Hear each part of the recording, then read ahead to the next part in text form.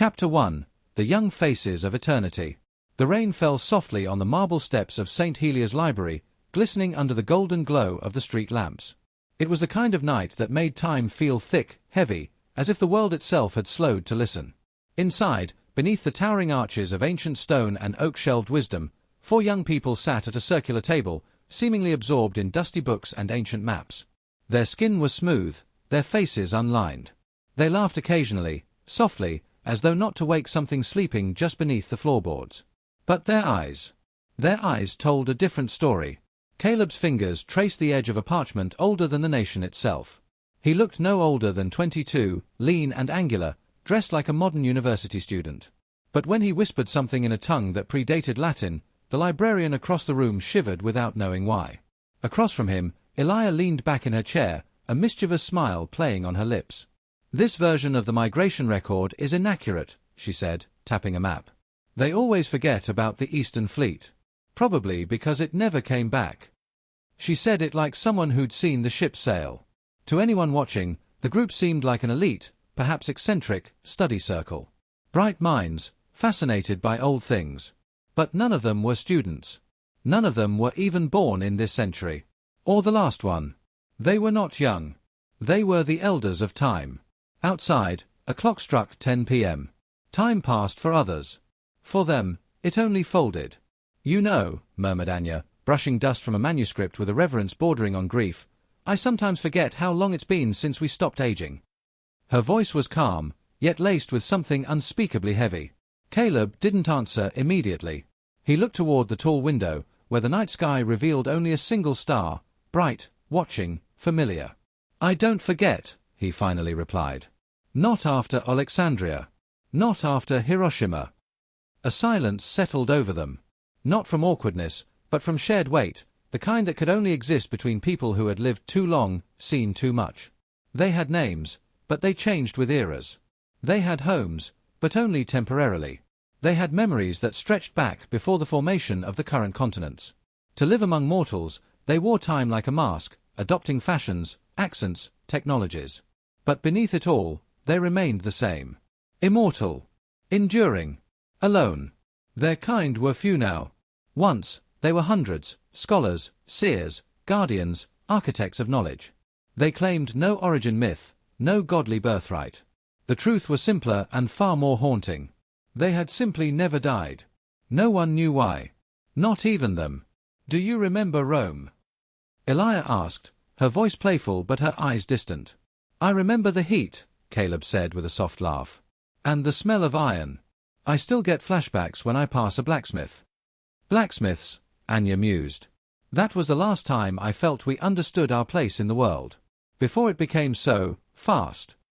They all nodded. The world moved differently now. Faster. More fragile. Humanity had built towering cities, but lost its patience. Everything was transient. Disposable. Except them. In the far corner of the library, a security guard yawned. He glanced once at the group, lingered a moment too long on Anya, her strange, luminous eyes, and then shook his head as if waking from a dream. "We should move again," Caleb said quietly. "Too many nights in one place draws attention." "Agreed," Elia replied. "We've stayed here longer than usual. People are starting to remember us." "Let them remember," murmured Anya, surprising them. "Maybe it's time." Time. They all went quiet again. There was one rule among them: never stay too long, never leave a trace. They were forbidden from interfering with the flow of human time. Watch, learn, record, and when it was time, vanish. Let the world believe they were myths. Or ghosts. Or just a coincidence. But lately, that rule had begun to fray. The world was changing in strange, unpredictable ways. Forces they once thought buried were rising. And among humans, there were whispers. Patterns. Murmurs of others like them, but corrupted. "I saw something yesterday," Elia said, her tone darker now. "On the train. A boy, no older than 15, he looked at me. Not looked. Saw." Caleb sat forward. "He had the eyes," she added. "Like ours. Ancient. And afraid." The table fell still. "There shouldn't be any new ones," Anya said softly. "Not since." "I know," Elia interrupted. "But he was real. He vanished before I could follow. But he left something. She reached into her coat and pulled out a small, round device, smooth, metallic, humming with a low energy. The others stared. That's not human tech, Caleb said immediately. Too compact. It's not ours either, Anya added. They all exchanged glances. Silence. The kind that only comes when eternity recognizes something is finally shifting. Outside, the rain stopped. Inside, a mystery began to grow. A presence that watched them, from behind time. A ticking they could hear but others could not. Something was coming. And perhaps, just perhaps, it was time for the elders to step out of the shadows. Chapter 2. The Forgotten War. The artifact pulsed faintly in Eliah's palm, as if responding to some unseen frequency. Caleb stared at it, mesmerized. Its shape reminded him of something, he just couldn't remember what. That happened more often these days. The weight of too many lifetimes muddled even immortal memory. It's familiar, he murmured. But, not ours. Not human. Something in between. Anya said nothing. She had gone still, eyes locked on the tiny, humming object. Her fingers trembled slightly. Caleb noticed. What is it? He asked. Her voice came in a whisper. I think it's a memory key. Caleb blinked. That's not possible. The keys were all destroyed. No, she said, eyes distant. We just buried them. The words settled like dust in a tomb. Then, without another word, Anya pressed her thumb to the artifact. In an instant, the library dissolved. Bookshelves evaporated into stardust.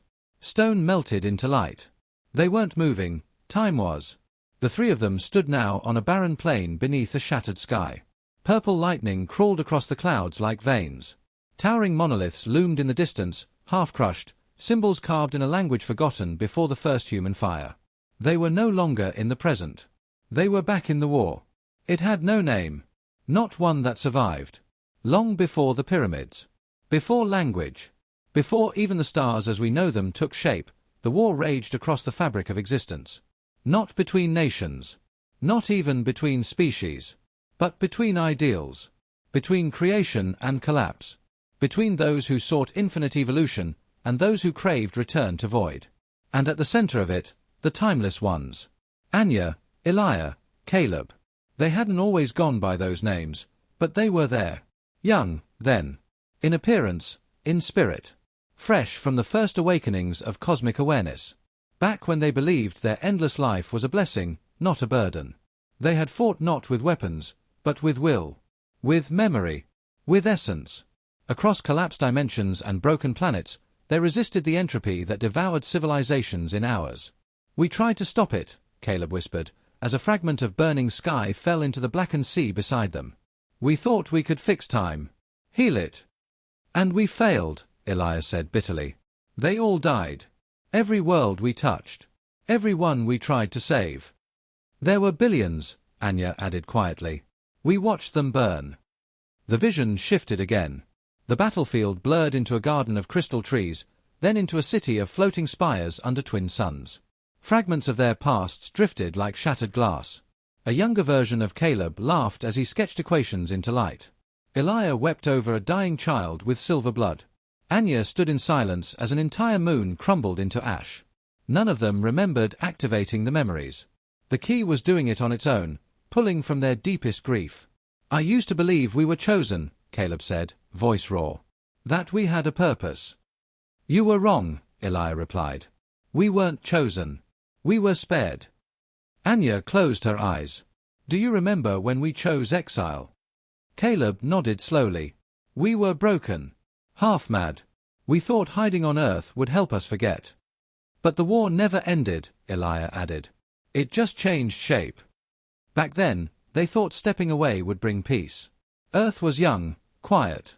Humans hadn't yet built fire, let alone cities. The three of them had settled far apart, hoping distance would dissolve memory. It hadn't. The vision began to fracture. Cracks ran through the sky. The ground trembled beneath their feet. The artifact's power was fading. But before the memory collapsed completely, one last image seared into their minds, a shadow, vast and luminous, standing at the edge of the stars. It stared down at them through the folds of time. Not Zin. Not human. Not even alive in the traditional sense. Something older. Something watching. And then, the memory snapped. They were back in the library. The air was still. Dust motes floated like ghosts through the golden light. Anya dropped the artifact. It hit the floor with a hollow clang and dimmed to black. No one spoke. "I remember now," she said finally. "That energy, it's waking again. We've felt echoes of it before. In Egypt. In the Tunguska blast. Even the Voyager signal." "And the boy," Elia added. "He's connected. Somehow." Caleb turned toward the window. "Then we have to find the others. If the war is returning." "It never left," Elia interrupted. "We just stopped looking." Somewhere far away, across the curvature of Earth, a teenager stood on the edge of a subway platform. He looked no older than 16. But his eyes were ancient. In his pocket, a second artifact pulsed in perfect sync with the first. He turned his head slowly, as if sensing something. A storm was coming. He could feel it in his bones. Chapter 3, The Watchers. Exact word count, 833. The sky over the city was the color of smoke. Caleb stood on a rooftop, the wind tugging at his coat as the sun vanished behind a curtain of storm clouds. Somewhere below, the world moved on, cars crawled through traffic, voices drifted upward in waves of laughter, arguments, and oblivious routine. But Caleb wasn't watching the world. He was watching time. The boy had appeared again. Not directly, just flickers. A reflection in a shop window. A blur of motion on a security feed. Static distortions on the subway cameras. But always the same feeling, ancient familiarity radiating from youthful skin. And something else, an awakening. "He doesn't know what he is," Caleb murmured. Anya joined him on the roof, her voice quiet against the wind. "None of us did. Not in the beginning." For centuries, they had been watchers. Observers. Quiet stewards of history, hidden in the margins of time. Their code was absolute, never interfere. Let the river flow. Correct only when absolutely necessary. Guide with silence. They had done so for millennia. Whispered warnings to Da Vinci. Gently nudged Newton's quill. Left geometric equations on chalkboards Einstein hadn't yet touched. Slipped code fragments into Ada Lovelace's journals. Guided a sleepwalking Turing through dreams he'd never remember. But they were never seen. Never recorded. Only felt. Elia had once said, "We are the shadows behind the spark." Caleb had believed that. Until now. Now, he wasn't so sure. They met later that night at the Forgotten Observatory, an ancient dome perched on a lonely hill just outside the city. It hadn't charted stars in centuries, but its walls remembered. Its telescopes, long dismantled, had once traced the migration patterns of constellations that no longer existed. Elia was already pacing. His destabilizing. If he awakens without guidance, if the memories flood in all at once, he could tear through the veil. Unravel space and time without realizing it. "He's not alone," Anya said. "Worse," Elia replied. "He's drawing them. The Zin." The word settled like a shadow on the room. Caleb tensed. Then the question is no longer if we act.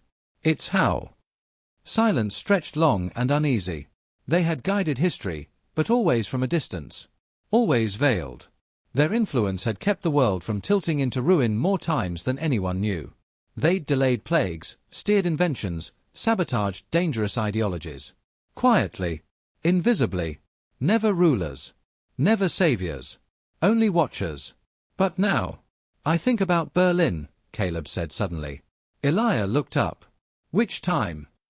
1961. The wall's first stone. "I was there. I knew it would come. I saw the arc of history, and I let it happen." "You had to," Anya said. "Intervening then would have exposed us. It could have fractured the cold thread prematurely." "Maybe," Caleb said. "But maybe if we'd acted, a family wouldn't have been shot trying to cross it 2 weeks later." His voice cracked slightly. "How many more times do we let it burn before we step into the fire?" Elia walked slowly to him. "And if we burn with it? What then?" Caleb met her eyes. "Then at least we chose." The boy was different. Not like them, not entirely. He was new. A variant. A divergence from a pattern that had remained unchanged since the dawn of their kind. And that terrified them. Because if he was a product of time's own desperate evolution, he might be their end. Or their only hope. Anya finally spoke, her voice like wind over broken glass. There's a reason this is happening now. The Zin are returning. The signals are rising. The veil is thinning. That boy is the key. And we're running out of time to decide what we are, Elias said. Witnesses. Or architects. Caleb left the observatory before dawn. The city below had begun to stir, lights in windows, trains humming in tunnels, lives waking up to coffee and traffic and quiet dread. He watched them all. Humans. So fragile. So loud. So beautiful. He remembered the Great Fire of London. The March on Washington. The fall of the Berlin Wall. The silence of Hiroshima's morning. He had watched them all. Watched everything. And now, he was tired of watching. Far below, in the human world, the boy wandered through the neon haze of a midnight city. Lights buzzed overhead. The rain shimmered like falling data. He paused at a darkened shop window and looked at his reflection. His breath fogged the glass. And for a heartbeat, his eyes flickered, not with human color, but with starlight. To be continued in Chapter 4, Echoes of the First Time. Where the boy's awakening accelerates, and fragments of an ancient truth begin to surface. Chapter 4, Echoes of the First Time. The abandoned train car pulsed faintly with energy. Micah's breath fogged the air as he stirred in his sleep. Within his chest, something vast whispered, not in language, but in memory. Distant stars sang to him, and the sound echoed through every fiber of his being. Above, the watchers stood silent on the rooftop of a nearby building, their eyes reflecting more than just moonlight. "He's remembering," Anya said softly. "Faster than we ever did," Caleb replied, arms folded tightly. "Almost like, he's done this before." Elias' voice crackled through the comlink in their ears. "Then maybe we were wrong. Maybe he's not one of us. Maybe he's the first." A long silence followed. Back beneath the old observatory, the trio gathered around the artifact, a crystalline relic older than Earth itself. Its surface shimmered in reaction to their presence, aware of them in a way that defied science. They had kept it hidden for ages, terrified of the truths it held. But now, with Micah awakening, hiding from the past was no longer an option.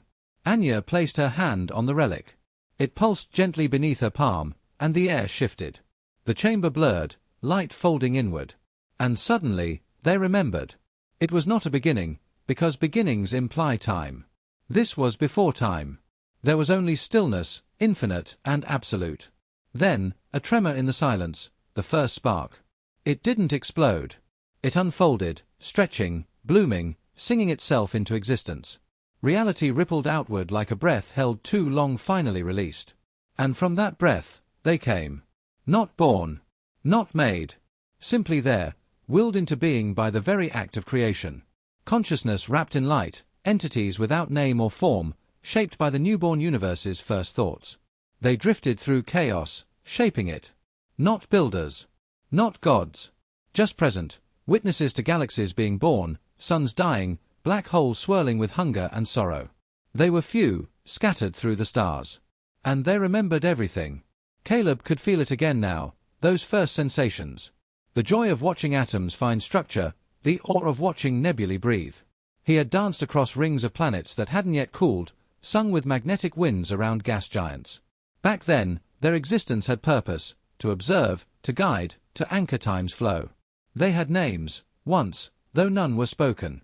They were known only through their memory and motion. For eons, they simply watched. Until the Zin arrived. They weren't born of the spark. They weren't even errors. They were the consequence of a wound, a tear in the first fold of reality. The Zin were hunger, unshaped and cruel. They didn't want to dominate. They wanted to erase. Erase light. Erase memory. Erase being. The war that followed scarred galaxies. It wasn't fought with weapons, but with thought, gravity, energy. Stars collapsed from the burden of it. Nebulae screamed. Whole civilizations blinked out before they even began. In the end, the Watchers were forced to act, not just observe. They won, barely, casting the Zin into the outer dark, where even light dared not go. But the cost was immense. Many of the Watchers faded, broken by the war.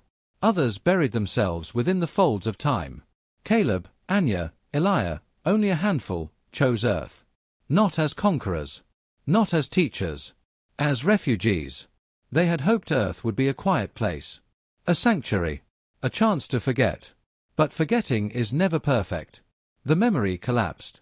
The artifact dimmed. The room grew still again. Elijah looked pale. We thought we were old because we remembered the ancient past. But what if we're not just old? What if we are the past? We were there when time took its first breath, Anya whispered.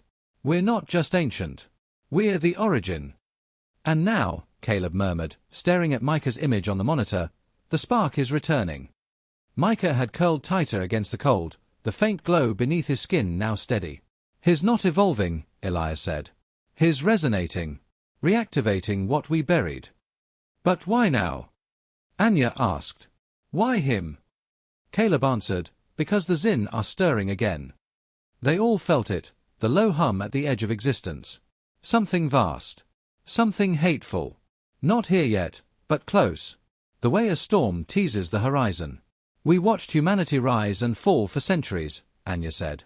We stayed hidden because we believed our time had passed. Caleb looked at his reflection in the black glass of the monitor. He saw his young face, but now it felt hollow. A mask stretched over eternity. We called ourselves elders, he said quietly, but we're lost. Fossils of a forgotten design. Elijah stepped forward. Then Micah isn't just remembering our origin. He's meant to complete it. Anya met Caleb's eyes. We need to tell him the truth. All of it. Caleb nodded, slowly. Yes. Because the next war won't wait. Outside, in the dark heart of the city, Micah opened his eyes. And the sky answered. Chapter 5, The Collapse of Youth. The sky cracked open. It wasn't thunder. It wasn't even sound. It was a ripple through the fabric of knowing, an ancient frequency that awakened something buried deep inside every sentient being. And at the heart of it, standing atop the forgotten husk of a skyscraper, was Micah. The light beneath his skin blazed now. Not just a flicker, not a whisper, but a chorus. He stood barefoot, eyes wide, arms lifted skyward as if in communion with something just beyond the veil. Around him, glass windows vibrated until they shattered, birds changed direction mid-flight, and cameras, millions of them, captured everything. The stream was everywhere. Every device, screen, signal tower. It didn't matter if it was powered off or disconnected. Micah's image appeared, transcending code and frequency. No one broadcasted it, yet everyone saw. The boy who had once slept on train cars was now the face of a new age. The world reacted. The Vatican fell silent. In Jerusalem, prayers turned into whispers. In Beijing, generals reached for red phones. In New York, Wall Street crashed in a matter of minutes. In Nairobi, a group of children knelt and wept, though they didn't know why. A pastor in Sao Paulo shouted into a camera, "The end is here," while a physicist in Geneva simply fainted upon watching the screen. Everyone felt it, but no one could define it. He was beautiful, impossibly so. Ageless. Ethereal. Terrifying. Because behind the glow was something more, the sense that this being remembered things the universe had tried to forget. Anya sprinted across rooftops, wind biting at her face. Caleb was already ahead, moving with speed no human could match. Elijah guided them from below through secure channels, his voice sharp with urgency. He's not in control, Elijah said. His field's expanding exponentially. If it spikes again. We'll reach him, Caleb interrupted. What if the world reaches him first? Anya muttered.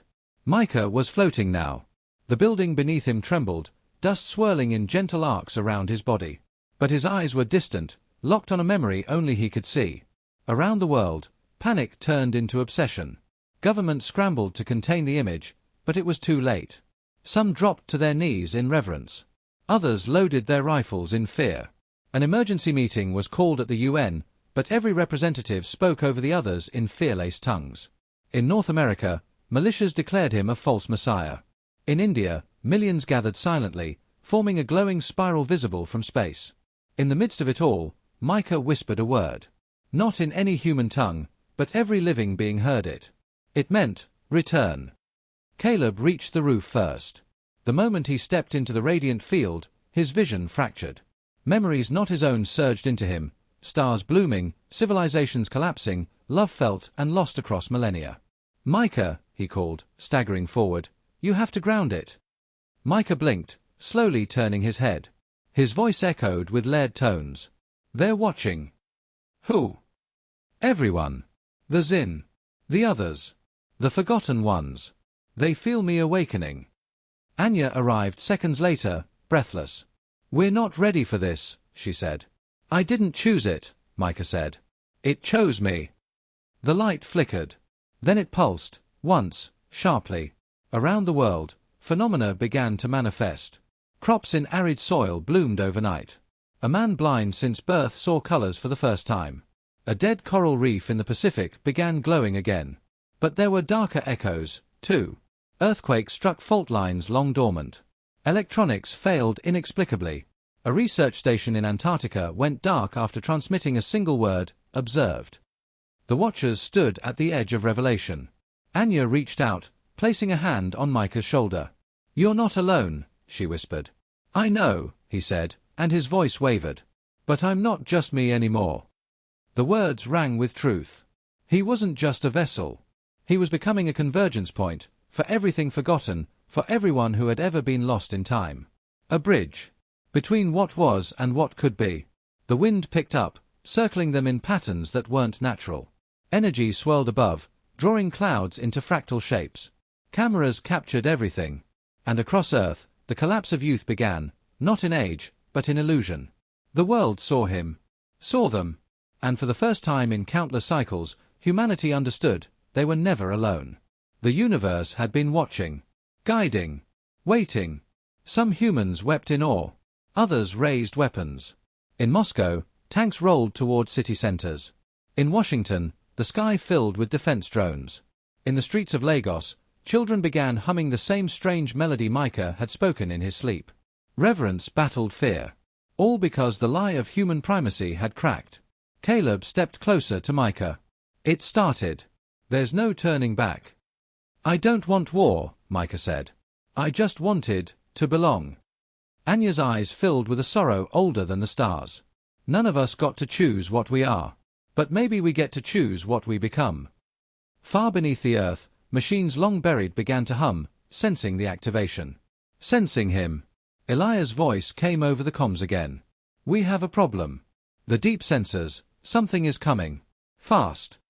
Caleb looked at Micah. You didn't just wake yourself up, did you? No, Micah said. I woke everything. Chapter 6. The End That Never Ends. Time did not stop. It simply stopped making sense. In the wake of Micah's awakening, the world did not collapse into fire or transcend into light. It lingered, suspended between knowing and wondering, scarred and awakened.